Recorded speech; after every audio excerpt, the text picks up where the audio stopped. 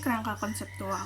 Proyek Kerangka Konseptual atau Conceptual Framework Project atau CFP yang dilakukan oleh Financial Accounting Standard Board atau FASB untuk mengembangkan konsep-konsep sebagai panduan dalam menetapkan standar akuntansi dan sebagai referensi dalam menyelesaikan masalah akuntansi. Ini menyoroti bahwa praktik akuntansi awalnya berkembang sebagai respon terhadap perubahan kondisi ekonomi dan bahwa tidak ada teori akuntansi yang telah ditetapkan sebelum abad ke-20. Sebagian besar pendekatan awal dalam akuntansi lebih bersifat deskriptif daripada normatif, yang berarti lebih fokus pada menjelaskan praktik yang ada daripada menetapkan aturan normatif.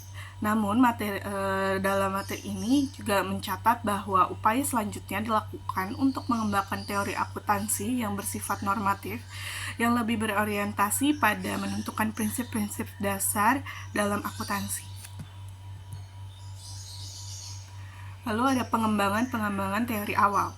Sejarah pengembangan teori awal di Amerika Serikat melibatkan tokoh seperti William A. Panton, John B. Canning, dan Dr. Scott. Panton berfokus pada pemikiran bahwa perubahan dalam penilaian aset dan liabilitas harus tercermin dalam laporan keuangan dan harus diukur berdasarkan nilai saat ini. Dia juga menganggap semua imbalan hasil bagi investor sebagai distribusi pendapatan dan mendorong konsep entitas. Sementara itu, Canning mengusulkan kerangka penilaian aset berdasarkan ekspektasi masa depan dan model untuk membandingkan pendapat dengan beban. Dr. Scott membawa perspektif sosiologi ke dalam teori akuntansi dan menganggap akuntansi sebagai alat yang digunakan untuk mengendalikan organisasi sebagai akibat dari revolusi industri. Dia juga menekankan kebutuhan akan teori akuntansi yang bersifat normatif. Lalu Scott juga memandang bahwa akuntansi memiliki fungsi pengendalian internal dan eksternal untuk melindungi berbagai kepentingan ekonomi. Dia mengembangkan kerangka konseptual yang mencakup postulat orientasi, prinsip keadilan yang merata, prinsip kejujuran dan kewajaran, serta prinsip penyesuaian dan konsistensi. Kerangka konseptual Scott menjadi landasan untuk pengembangan prinsip-prinsip akuntansi yang konsisten secara internal dan digunakan oleh badan-badan pembuat standar akuntansi. Kemudian ada upaya awal pengembangan kerangka konseptual akuntansi oleh organisasi-organisasi otoratif dan semi-otoratif. Upaya awal pengembangan kerangka konseptual akuntansi yang dilakukan oleh organisasi otoratif dan semi-otoratif ini pada tahun 1930-an, organisasi profesional seperti American Accounting Association atau AAA dan American Institute of Accountants atau AIA mulai tertarik untuk mengembangkan teori akuntansi. Pernyataan AIA pada tahun 1936 dan monograf AIA pada tahun 1938 mencoba memberikan panduan akuntansi, tetapi mereka menghadapi kritik dan sulit mencapai tujuan mereka. Pada tahun 1959, Accounting Principles Board atau APB menggantikan Committee on Accounting Procedure atau CAP dan mencoba mengembangkan prinsip akuntansi yang lebih komprehensif. Namun upaya ini juga mengalami kesulitan dalam menghasilkan teori akuntansi yang kokoh. Pada tahun 1960-an, Komite Trueblood mencoba mendefinisikan tujuan laporan keuangan, tetapi juga menghadapi tantangan dalam merumuskan panduan yang jelas. Kritik terhadap APB dan komite-komite sebelumnya menyebabkan FASB akhirnya mengambil langkah-langkah untuk mengembangkan kerangka konseptual akuntansi yang lebih kokoh. Trueblood Committee membantu membentuk dasar bagi proyek kerangka konseptual atau FASB yang kemudian dijabarkan dalam Statement of Financial Accounting Concept number 1.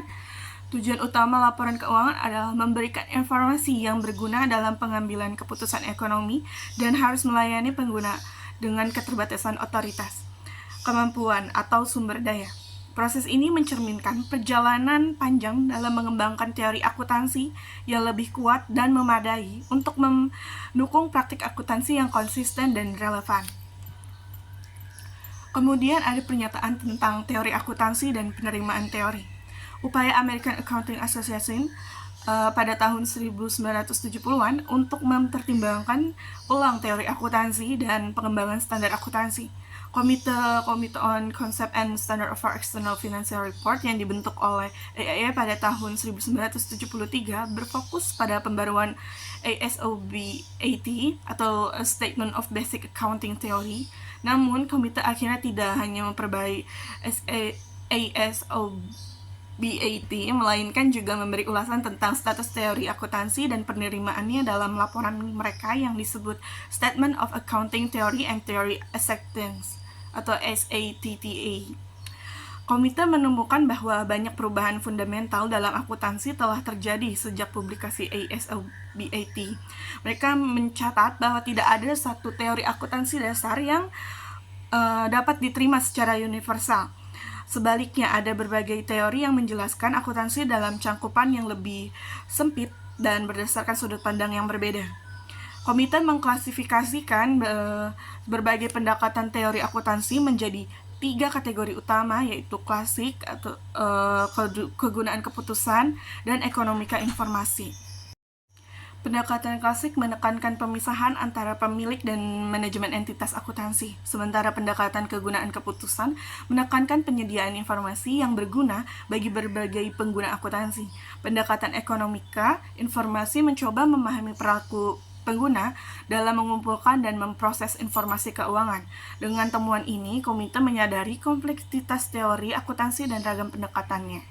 Ini adalah langkah penting dalam memahami bahwa tidak ada satu teori akuntansi tunggal yang dapat digunakan secara universal, dan ini akan mempengaruhi perkembangan standar akuntansi di masa mendatang.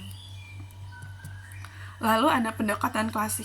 Pendekatan klasik ini dibagi menjadi 2 kelompok utama. Yang pertama ada kelompok deduktif dan kedua ada kelompok induktif. Kelompok deduktif berpendapat bahwa satu dasar penilaian atau income concept akan memenuhi kebutuhan semua pengguna informasi akuntansi. Beberapa kajian yang termasuk dalam kelompok ini dilakukan oleh Patton, Muniz, dan Sprouse. Di sisi lain, kelompok induktif mencoba merasionalisasi atau membenarkan praktik akuntansi yang sudah ada. Kajian-kajian dalam kelompok ini mencakup riset yang dilakukan oleh Hatfield dan Littleton. Pendekatan klasik ini mencerminkan keragaman dalam teori akuntansi pada saat itu dan memperlihatkan berbagai upaya untuk mengembangkan dasar-dasar penilaian yang diterima secara umum. Lalu ada pendekatan kegunaan keputusan. Pendekatan kegunaan keputusan dalam teori akuntansi ini menekankan bahwa tujuan utama dari akuntansi adalah untuk memberikan informasi yang berguna bagi pengambilan keputusan.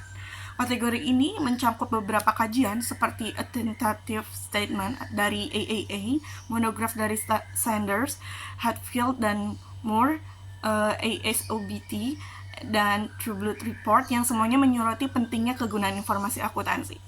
Pendekatan ini menekankan penggunaan model-model keputusan setelah suatu model keputusan tertentu dipilih. Informasi yang relevan dengan model tersebut ditentukan dan alternatif-alternatif akuntansi dianalisis untuk memenuhi kebutuhan data yang dibutuhkan dalam implementasi model tersebut. Sebagai contoh, True Blood Report mengatakan bahwa tujuan akuntansi utamanya adalah menyediakan informasi yang bermanfaat bagi pengambilan keputusan ekonomi. Kemudian ada ekonomi informasi.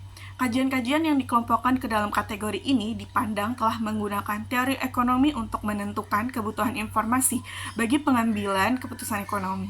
Kajian tersebut memperlakukan informasi sebagai komoditas yang memiliki biaya dan harga, serta menguji apakah regulasi mengenai pelaporan keuangan eksternal diinginkan. SATTA tampaknya menyertakan kategori ini sebagai metode yang muncul dalam pengembangan teori akuntansi. Namun, ekonomika informasi tidak memperoleh ketenaran sebagaimana yang diperkirakan oleh SATTA.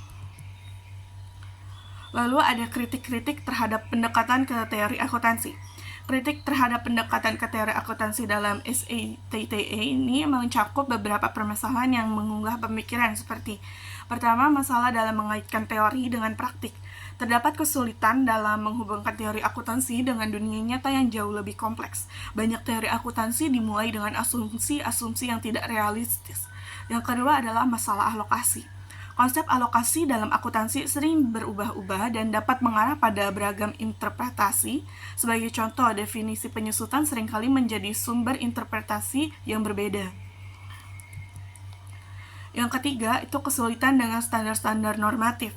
Standar normatif adalah kondisi yang diinginkan, tetapi berbagai pengguna informasi akuntansi memiliki kebutuhan yang berbeda. Ini membuat sulit untuk mengembangkan standar yang memuaskan semua pihak. Lalu yang keempat adalah kesulitan dalam menginterpretasikan riset mengenai perilaku harga sekuritas. Studi pasar mencoba memahami bagaimana pengguna informasi akuntansi menggunakan data tersebut. Namun ada ketidaksepakatan tentang apakah metode penelitian yang digunakan berhasil mencapai tujuan tersebut. Yang kelima adalah masalah pertimbangan biaya manfaat dalam teori akuntansi. Asumsi dasar adalah bahwa manfaat dari penggunaan alternatif akuntansi harus melebihi biayanya. Namun sebagian besar teori akuntansi tidak menjelaskan dengan jelas bagaimana mengukur manfaat dan biaya ini. Dan yang keenam adalah keterbatasan pemrosesan informasi. Pandangan bahwa lebih banyak informasi lebih baik dari yang lebih sedikit tidak selalu benar. Para pengguna memiliki keterbatasan dalam memproses informasi akuntansi. SATTA juga mencatat bahwa teori akuntansi pada saat itu berada pada tahap ketiga dari proses evolusi ilmiah yang dijelaskan oleh Thomas Kuhn. Ini mengindikasikan ketidakpuasan awal dengan paradigma yang ada, khususnya dalam pendekatan penandingan untuk menentukan konten laporan keuangan. Selanjutnya ada evaluasi SATTA. Evaluasi mencakup beberapa poin kunci. Yang pertama ada respon FASB atau SATTA menyimpulkan bahwa belum ada teori akuntansi yang diterima secara universal. Ini sebagian besar bertentangan dengan langkah FASB yang merespons dengan pengembangan kerangka konseptual mereka sendiri untuk membentuk teori akuntansi yang lebih diterima secara umum. Yang kedua, pendapat tentang paradigma. Pisnil mengkritik pendekatan SATTA dan menyatakan bahwa SATTA tidak dapat dianggap sebagai pembentukan paradigma yang memadai dalam konteks akuntansi. Dia berpendapat bahwa akuntansi bukanlah ilmu pengetahuan yang sama dengan sains, tetapi lebih merupakan aktivitas jasa yang berhubungan dengan kebutuhan sosial eksternal. Yang ketiga, kritik terhadap perbedaan artifisial. Pisnil juga mengkritik perbedaan yang dibuat oleh SATTA antara pendekatan klasik dan kegunaan keputusan menyebutnya artifisial. Yang keempat, ketidakmampuan mencapai konsensus.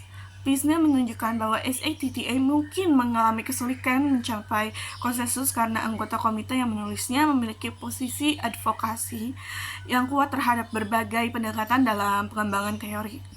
Evaluasi tersebut menggambarkan bahwa pendekatan SATTA mendapat beragam tanggapan dari berbagai pihak dan memiliki keterbatasan dalam mencapai konsensus di antara para ahli akuntansi. Selanjutnya ada proyek kerangka konseptual FASB.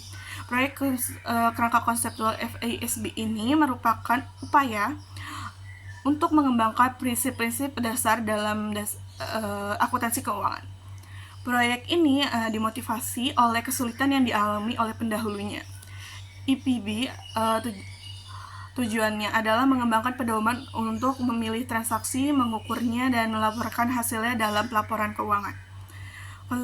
CFP adalah dasar umum untuk membahas permasalahan akuntansi dan memandu pengembangan standar akuntansi. Proyek ini terdiri dari 8 tahapan yang mencakup aspek akuntansi keuangan. CFP memberikan landasan bagi pengembangan standar dan membantu mengurangi pengaruh bias pribadi dalam penetapan standar. Kerangka konseptual FASB ini terdiri dari 3 tingkatan yang mencakup tujuan, pelaporan keuangan, karakteristik kualitatif, dan pedoman penerapan untuk pengakuan, pengukuran, dan pengungkapan. Selanjutnya ada Statement of Financial Accounting Standar nomor 8 atau pernyataan standar akuntansi keuangan. SFAS nomor 8 bab 1 menyatakan bahwa tujuan umum dari pelaporan keuangan adalah memberikan informasi keuangan yang berguna bagi investor, pemberi pinjaman, dan kreditur untuk mengambil keputusan terkait penyediaan sumber daya bagi entitas yang dilaporkan. Keputusan ini mencakup pembelian, penjualan, atau kepemilikan instrumen, utang, dan ekuitas, serta penyediaan atau penyelesaian pinjaman kredit lainnya. Informasi yang berguna bagi penyediaan modal juga bisa berguna bagi pengguna laporan keuangan lainnya yang bukan penyedia modal. Tujuan laporan keuangan menjadi dasar bagi kerangka konseptual. Aspek lain dari kerangka konseptual seperti karakteristik kualitatif, elemen-elemen laporan keuangan, pengakuan, pengukuran, dan pengungkapan, semuanya mengalir logis dari tujuan tersebut. Aspek-aspek ini membantu memastikan bahwa pelaporan keuangan mencapai tujuannya. Tingkatan kedua dari kerangka konseptual atau CFB mencakup konsep-konsep dasar termasuk karakteristik kualitatif informasi, akuntansi, dan elemen-elemen laporan keuangan. Bab 3 dari SFAS nomor 8 mengidentifikasi karakteristik kualitatif yang membedakan informasi akuntansi yang lebih berguna dari yang kurang berguna dalam pengambilan keputusan. Karakteristik ini dapat dipandang sebagai hierarki yang memandu penyusunan informasi akuntansi. Kemudian ada kritik terhadap CFP. Salah satu kritik yang dibahas adalah pandangan kritis yang diungkapkan oleh Young terhadap CFP. Young berpendapat bahwa CFP terlalu dipengaruhi oleh pandangan ekonom-ekonom marginal yang berfokus pada utilitas. Dengan keyakinan bahwa organisasi bisnis akan membentuk sebagian dari perekonomian masyarakat dan untuk mencerminkan efisiensi dalam memanfaatkan sumber daya. Kritik yang lebih lanjut menyatakan bahwa CFP menganggap pengguna laporan keuangan sebagai pengambil keputusan yang rasional, yang hanya peduli dengan peristiwa ekonomi dan efeknya pada arus kas, profitabilitas, dan posisi keuangan di masa depan. Young menyarankan bahwa ada perspektif lain yang dapat diterapkan dalam menentukan tujuan akuntansi yang mungkin lebih luas, termasuk aspek moral dalam kehidupan ekonomi. Selain itu, Young mengkritik bahwa pihak yang seharusnya menjadi pengguna utama laporan keuangan tidak dilibatkan dengan baik dalam pengembangan standar akuntansi dan perubahan dalam tujuan akuntansi tidak mungkin terjadi jika kegunaan keputusan tetap menjadi tujuan utama. Statement of Financial Accounting konsep nomor 5, yaitu pengakuan dan pengukuran dalam laporan keuangan perusahaan. Dalam SFEC nomor 5, FASB berupaya memperluas cakupan pengukuran hasil operasi perusahaan dengan memperkenalkan definisi laba komprehensif sebagai berikut. Laba komprehensif adalah perubahan dalam ekuitas atau aset neto suatu entitas selama satu periode yang berasal dari transaksi, peristiwa, dan kondisi dari sumber daya non-pemilik. Perubahan yang dimaksud meliputi semua perubahan dalam ekuitas selama satu periode, kecuali yang berasal dari investasi yang dilakukan oleh pemilik dari distribusi kepada pemilik. Pendekatan FASB dalam dokumen ini mencoba menghubungkan pendekatan pengelolaan modal dengan pendekatan transaksi akuntansi konvensional terkait laba. SFEC nomor 5 mengusulkan penggantian laporan perubahan posisi keuangan dengan laporan arus kas. Selain itu, dokumen ini memuat kriteria pengakuan untuk komponen dan informasi tertentu dalam laporan keuangan. Namun ada kegagalan dalam mendefinisikan istilah laba. Meskipun tidak ada perubahan radikal dalam laporan keuangan, SFEC nomor 5 memberikan panduan untuk perubahan tertentu dan lebih luasnya cakupan pengukuran hasil operasi dengan konsep laba komprehensif. Dalam perkembangan teori akuntansi, SFEC nomor 5 diharapkan akan menjadi pedoman operasional meskipun ada kritik terhadap kurangnya karakteristik pengukuran yang jelas. Statement of Financial Accounting konsep nomor 6, yaitu elemen-elemen laporan keuangan perusahaan.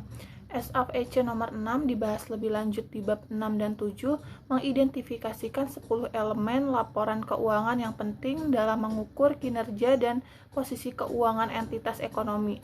Ke-10 elemen ini mencakup aset, liabilitas, ekuitas, investasi oleh pemilik, distribusi kepada pemilik, laba komprehensif, pendapatan, beban, keuntungan, dan kerugian, dan digunakan sebagai komponen utama dalam menyusun laporan keuangan. Definisi elemen-elemen ini memandu penentu isi dari laporan keuangan. Statement of Financial Accounting konsep nomor 7, penggunaan informasi arus kas dan nilai sekarang dalam pengukuran akuntansi. SFEC nomor 7 mengatur penggunaan arus kas masa depan sebagai dasar pengukuran akuntansi awal atau pengukuran awal baru serta metode bunga untuk amortisasi. Ini juga menegaskan penggunaan nilai sekarang terutama saat ketidakpastian terkait jumlah atau waktu arus kas masa depan. ada dua pendekatan dalam SFEC nomor 7, konvensional arus kas tunggal, suku bunga tunggal, dan ekspektasi arus kas, beragam kemungkinan arus kas.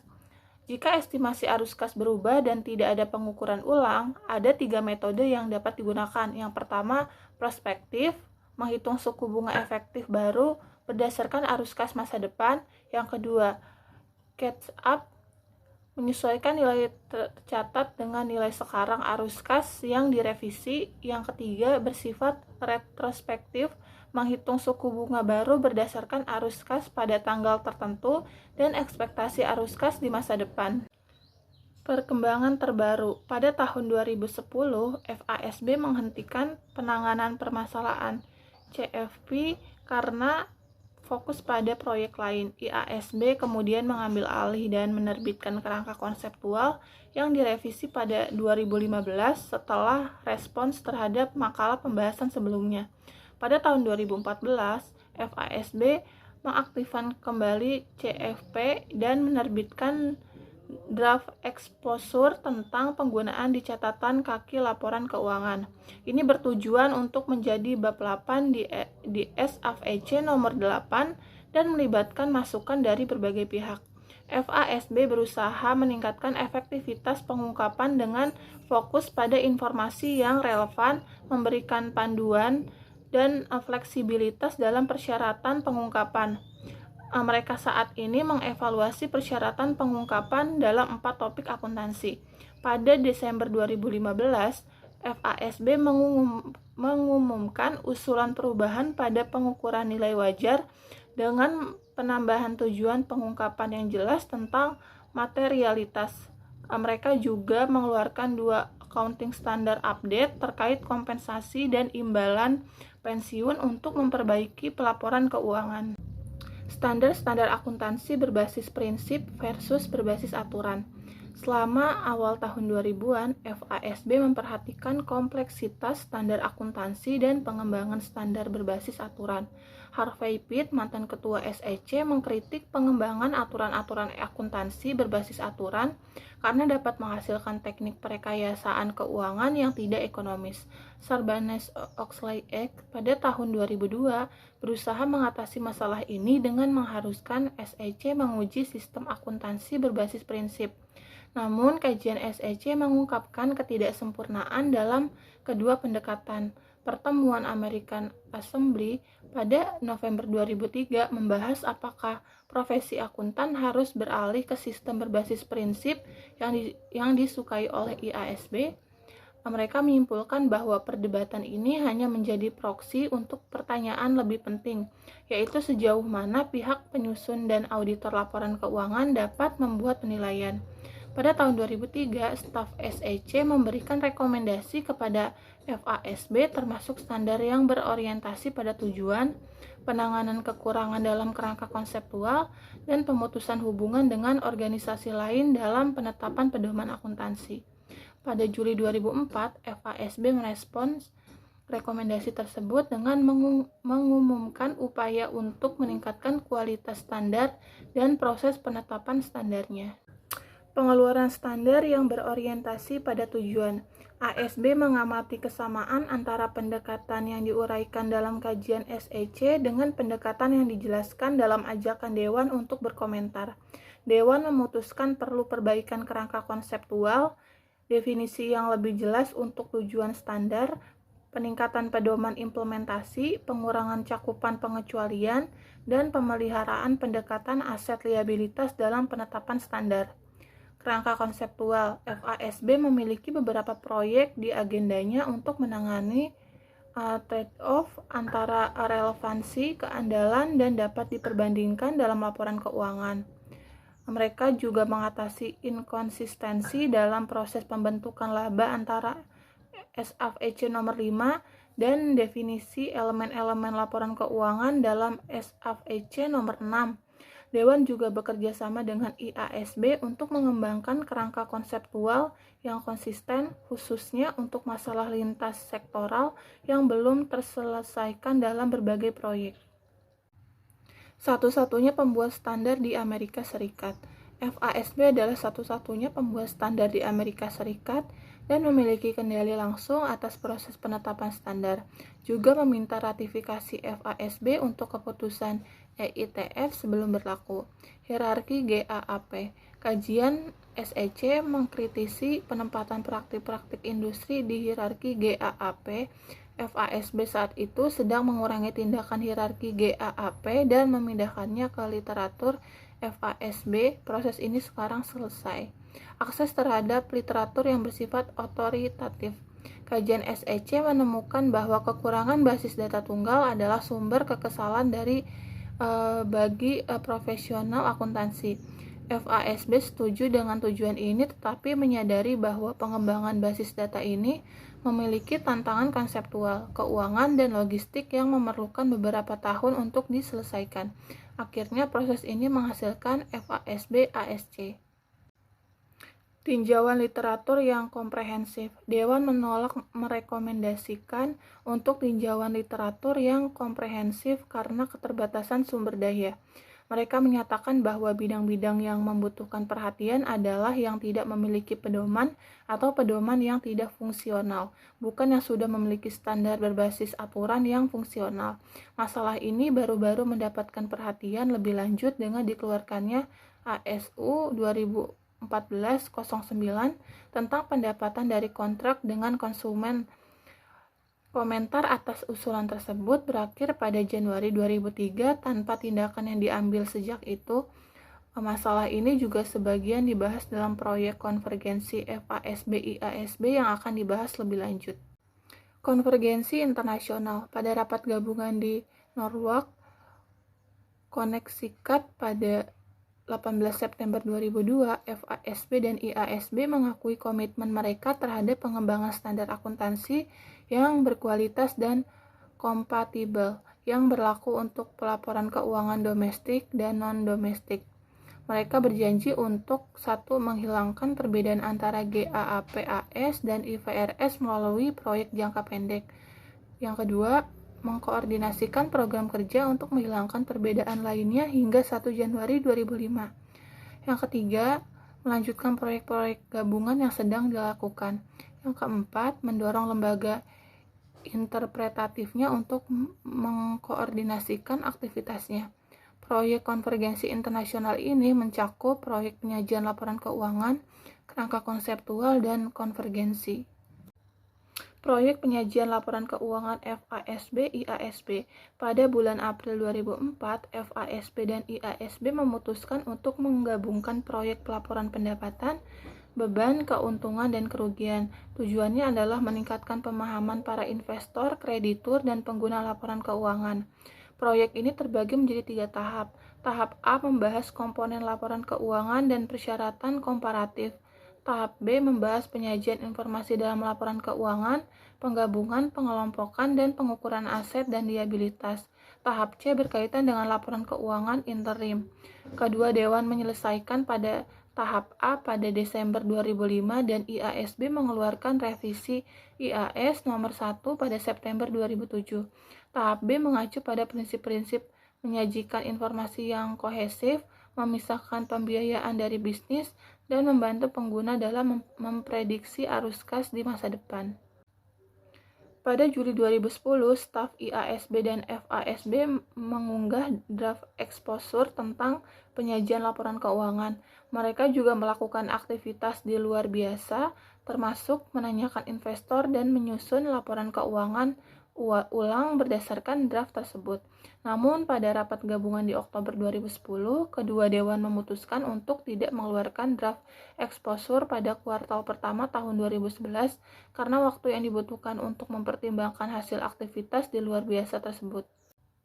Proyek rangka konseptual. Pada Oktober 2004, FASB dan IASB memulai proyek gabungan untuk mengembangkan kerangka konseptual yang lebih baik berdasarkan kerangka yang sudah ada. Tujuannya adalah menciptakan pondasi yang kuat bagi standar akuntansi prinsipil yang konsisten dan terkonvergensi internasional. Proyek ini fokus pada perubahan lingkungan sejak kerangka awal, menangani masalah lintas sektoral, dan pertimbangan untuk sektor nirlaba di sektor swasta. Berikut 8 tahap dalam proyek ini, diantaranya yang pertama itu ada tahap tujuan dan karakteristik kualitatif. Sasaran dari tahap tujuan dan karakteristik kualitatif pada pelaporan keuangan adalah untuk mempertimbangkan masalah-masalah berikut. Yang pertama,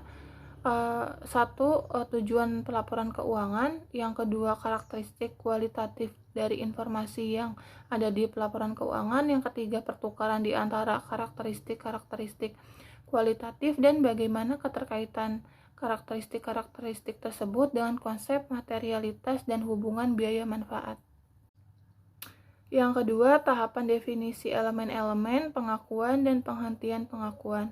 Tahap elemen-elemen dan pengakuan bertujuan untuk menyelaraskan kerangka kerja Dewan dengan cara berikut. Yang pertama, merevisi dan mengklarifikasi definisi aset dan liabilitas. Yang kedua, menyelesaikan perbedaan definisi elemen-elemen lain. Yang ketiga, merevisi kriteria pengakuan untuk menghilangkan perbedaan dan menyelesaikan masalah-masalah terkait. Meskipun diharapkan terbit pada akhir 2010, makalah tersebut tidak pernah dipublikasikan dan IASB akan mempertimbangkan elemen-elemen laporan keuangan dalam proyeksi terpisah. Yang ketiga, tahapan pengukuran. Tujuan pengukuran adalah memberikan panduan mengenai dasar pengukuran dalam laporan keuangan. Tahapannya terdiri dari tonggak 1, inventarisasi dan definisi dasar pengukuran, tonggak 2, evaluasi dasar pengukuran, dan tonggak 3, kesimpulan konseptual. Dalam tonggak 1, Dewan menangani 5 permasalahan, termasuk identifikasi 9 kemungkinan dasar pengukuran. Mereka memberikan definisi aset dan liabilitas, fokus pada harga masuk dan keluar, dan menyimpulkan bahwa semua dasar pengukuran sesuai untuk aset dan liabilitas. Mereka juga memutuskan untuk tidak menghapuskan dasar pengukuran apapun. Proyek ini tidak aktif sejak 2010, tetapi pada tahun 2019, FASB memutuskan untuk melanjutkan dengan tahap penyajian dan pengukuran serta mempertimbangkan pengukuran sebagai bagian dari proyek komprehensif untuk IASR. Yang keempat, tahapan konsep entitas pelaporan. Tahap entitas pelaporan bertujuan menentukan entitas yang merupakan entitas pelaporan untuk tujuan pelaporan keuangan. Dewan mengeluarkan draft exposure pada 11 Maret 2010 yang menjelaskan konsep entitas pelaporan. Tujuan pelaporan keuangan adalah memberikan informasi keuangan tentang entitas pelaporan untuk pengambilan keputusan terkait sumber daya dan efektivitas penggunaan sumber daya.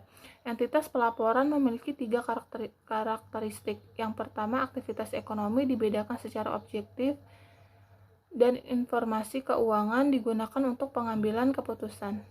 Yang kelima, tahapan penyajian dan pengungkapan serta batasan-batasan dalam pelaporan keuangannya.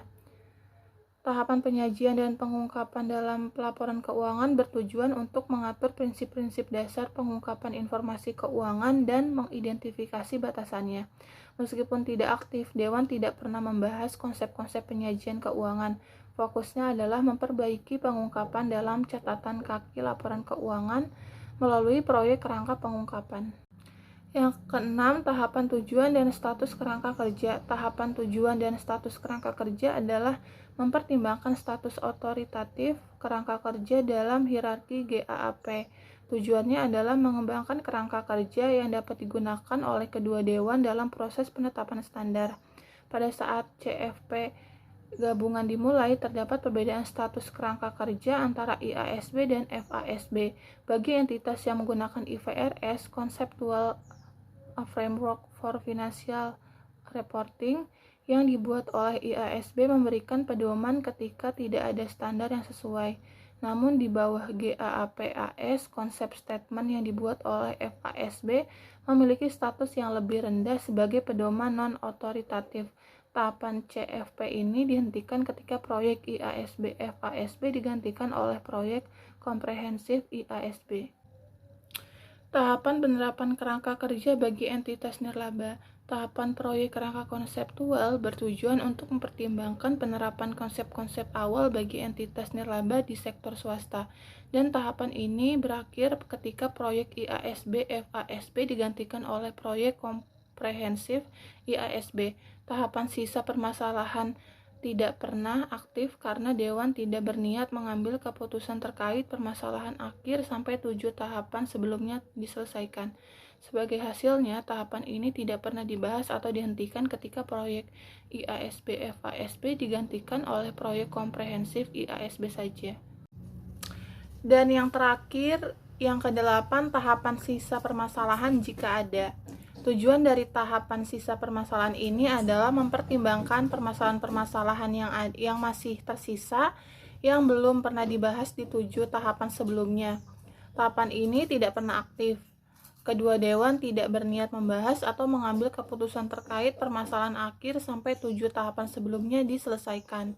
Konsekuensinya, tahapan ini tidak pernah dibahas dan dihentikan ketika seluruh proyek IASB-FASB digantikan oleh proyek komprehensif IASB saja.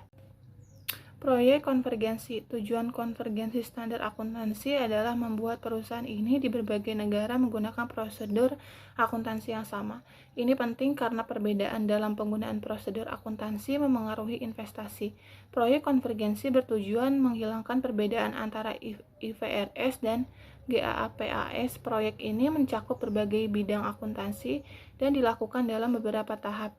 Beberapa proyek telah dihentikan dan hasilnya masih belum sepenuhnya mencapai kesepakatan. Meskipun demikian, upaya untuk mencapai standar akuntansi global terus dilanjutkan. Model nilai saat ini dalam kepastian. Model nilai sekarang banyak digunakan di bidang ekonomi dan keuangan dan memiliki dampak yang besar terhadap akuntansi selama bertahun-tahun. Kami pertama-tama mempertimbangkan versi sederhana dari model dalam kondisi pasti. Yang kami maksud dengan kepastian adalah arus kas masa depan perusahaan dan tingkat suku bunga dalam perekonomian diketahui publik dengan pasti. Kami menyatakannya sebagai kondisi ideal. Lalu ada ilustrasi model nilai sekarang dalam kepastian. Pertimbangkan PV Ltd, sebuah perusahaan satu aset tanpa kewajiban. Asumsikan bahwa aset tersebut adalah menghasilkan arus kas akhir tahun sebesar $150 setiap tahun selama 2 tahun dan kemudian akan bernilai 0. Asumsikan juga bahwa tingkat bunga perekonomian adalah 10%. Kemudian pada waktu 0, awal tahun pertama umur aset, nilai sekarang dari arus kas masa depan perusahaan dilambangkan dengan PA 0 adalah sebagai berikut. Karena pendapatan bersih di masa depan dikapitalisasi menjadi nilai aset, pendapatan bersih hanyalah bunga pada nilai aset pemuka. Seperti halnya pendapatan dari rekening tabungan yang dikenakan bunga saldo rekening awal. Jadi laba bersih tahun tersebut adalah sama dengan PA0 dikali 10% sama dengan $260,33 dikali 10% sama dengan $26,03. Jumlah ini disebut pertambahan diskon. Istilah itu muncul karena arus penerimaan kas lebih dekat 1 tahun pada akhir tahun dibandingkan sebelumnya pada awalnya.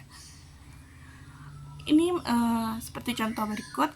Ini mengasumsikan bahwa perusahaan tidak membayar dividen. Dividen dapat dengan mudah dimasukkan dengan mengurangi kas dan ekuitas pemegang saham dengan jumlah dividen. Poin-poin tentang contoh 21 tadi, yang pertama, nilai buku bersih aset modal pada akhir tahun sama dengan nilai sekarang. Dengan nilai pakai dihitung dari arus kas masa depan yang didiskontokan sebesar 10%. Yang kedua, pertambahan diskon $26,03 disebut laba bersih yang diharapkan pada waktu 0. Yang ketiga, laporan keuangan memberikan informasi tentang prospek ekonomi perusahaan di mana arus kas masa depan dan kebijakan dividen berpengaruh. Yang keempat, laba bersih tidak berperan dalam penilaian perusahaan dalam kondisi ideal karena semua informasi tersedia dalam neraca. Yang kelima, informasi laporan keuangan harus andal, dan penilaian neraca tidak dapat diandalkan jika terjadi bias atau penyembunyian informasi. Dalam kondisi ideal, nilai saat ini sama dengan nilai pasar, mengikuti prinsip arbitrase. Dan yang ketujuh, nilai pasar perusahaan adalah jumlah nilai aset keuangan dan aset modal setelah dikurangi kewajiban dengan pengaruh kebijakan dividen. Tujuan dari contoh sebelumnya itu untuk menunjukkan hal dalam kondisi ideal di masa depan arus kas yang diketahui dengan pasti dan pada tingkat bunga tertentu dalam perekonomian adalah mungkin untuk dilakukan menyiapkan laporan keuangan yang benar-benar relevan dan andal. Proses arbitrase memastikan bahwa nilai pasar suatu aset sama dengan nilai sekarang dari arus kas masa depan. Nilai pasar perusahaan kemudian adalah nilai aset keuangan bersih ditambah nilai aset modalnya atau dikurangi kewajiban lainnya. Akuntansi pengakuan cadangan. Prosedur akuntansi pengakuan cadangan digunakan untuk menyusun laporan laba rugi berbasis nilai kini dalam industri minyak dan gas. RRA melibatkan pengungkapan nilai kini cadangan minyak dan gas dengan tingkat diskonto sebesar 10%, serta perubahan dalam ukuran standar sepanjang tahun. Ini berbeda dengan standar IASB dan CSA di Kanada, sehingga perusahaan minyak dan gas menggunakan ASC 932 Amerika Serikat. ASC 932 bertujuan memberikan informasi relevan tentang arus kas masa depan, bukan hanya berdasarkan biaya historis. Ini penting karena biaya historis mungkin tidak mencerminkan nilai saat ini. Perusahaan minyak dan gas beroperasi dalam kondisi ketidakpastian, dan ASC 932 digunakan dalam model nilai kini dalam kondisi tersebut. Informasi Husky Energy menunjukkan perubahan material dalam estimasi selama tahun tersebut. Meskipun tingkat diskonto yang digunakan adalah 10%, itu adalah persyaratan ASC 932 dan hanya digunakan untuk perbandingan antara perusahaan. Penting juga bahwa perubahan estimasi memengaruhi hasil akhir. Prosedur yang digunakan oleh Husky sesuai dengan model nilai kini teoritis, tetapi memerlukan perubahan material terhadap estimasi sebelumnya. Kritik terhadap RRA. ASC 932 berisi ketentuan untuk mengurangi masalah keandalan dan relevansi dalam penilaian cadangan terbukti. Meskipun masih ada kekhawatiran, manajemen perusahaan minyak seperti Husky sering meragukan kegunaan RRA dan berpendapat bahwa itu bukan ukuran yang realistis untuk arus kas masa depan. RRA dapat memberikan informasi berguna kepada investor, tetapi reaksi harga saham terhadapnya bervariasi. Masalah mendasar RRA adalah ketidakcocokannya dengan kondisi dunia nyata di mana perusahaan minyak beroperasi. Variabel seperti suku bunga yang berubah-ubah dan kompleksitas kondisi alam mempengaruhi penilaian cadangan terbukti. ASC 932 mencoba mengatasi beberapa kompleksitas ini, tetapi tetap ada tantangan dalam mengukur nilai sekarang secara akurat. Ringkasan RRA berusaha memberikan informasi relevan kepada investor, tetapi ada masalah dalam estimasi nilai sekarang karena kondisi nyata perusahaan minyak dan gas tidak sesuai dengan model teoritis, mengakibatkan keandalan informasi cadangan yang meragukan dan perlu revisi tahunan serta berpotensi bias. Ini mengharuskan pengorbanan dua kualitas informasi yang diinginkan. Akuntansi biaya sejarah ditinjau. 25.1 Perbandingan dasar pengukuran yang berbeda. Saat ini, pertimbangan utama dalam akuntansi adalah relevansi dan keandalan informasi, terutama dalam konteks pengukuran akuntansi berbasis nilai saat ini. Meskipun nilai saat ini lebih relevan, keandalan bisa menjadi masalah. Selain itu, ada perdebatan mengenai pengakuan pendapatan dengan nilai saat ini mengakui pendapatan lebih awal daripada biaya historis. Ada juga perbedaan dalam keterlambatan pengakuan, di mana biaya historis lebih lambat daripada nilai saat ini. Terakhir, pencocokan biaya dan pendapatan lebih ditekankan dalam biaya historis daripada nilai saat ini, meskipun ada keraguan terkait metode amortisasi dalam biaya historis. 2.5.2 Kesimpulan. Karakteristik pengukuran dalam akuntansi seperti relevansi, keandalan, pengakuan pendapatan, keterlambatan pengakuan, dan pencocokan serupa dan digunakan bergantian. Akuntansi biaya historis memiliki relevansi rendah tetapi dapat diandalkan. Mengakui pendapatan setelah bukti objektif ada, lambat dalam mengakui perubahan nilai aset dan liabilitas, dan tidak relevan dalam pencocokan. Sementara itu, akuntansi nilai kini memiliki trade-off yang berbeda dalam karakteristik ini. Tidak adanya pendapatan bersih yang sebenarnya. Dalam menyusun laporan keuangan berdasarkan nilai kini, penilaian aset dan liabilitas perusahaan menjadi krusial, tetapi masalah timbul ketika mencoba menerapkan pendekatan nilai sekarang. Laba bersih tidak selalu merupakan konsep ekonomi yang jelas. Masalah mendasarnya adalah ketidakpastian, di mana nilai sekarang mencerminkan semua kemungkinan kejadian di masa depan. Kesetaraan antara nilai sekarang dan nilai pasar di kondisi ideal adalah tujuan, tetapi pasar tidak selalu lengkap, sehingga pengukuran berdasarkan perubahan nilai pasar tidak selalu mungkin. Meskipun mungkin frustasi, ketidakpastian dalam konsep pendapatan membuat akuntansi menarik karena banyak pertimbangan yang harus dilakukan dalam penilaian aset dan pengukuran pendapatan.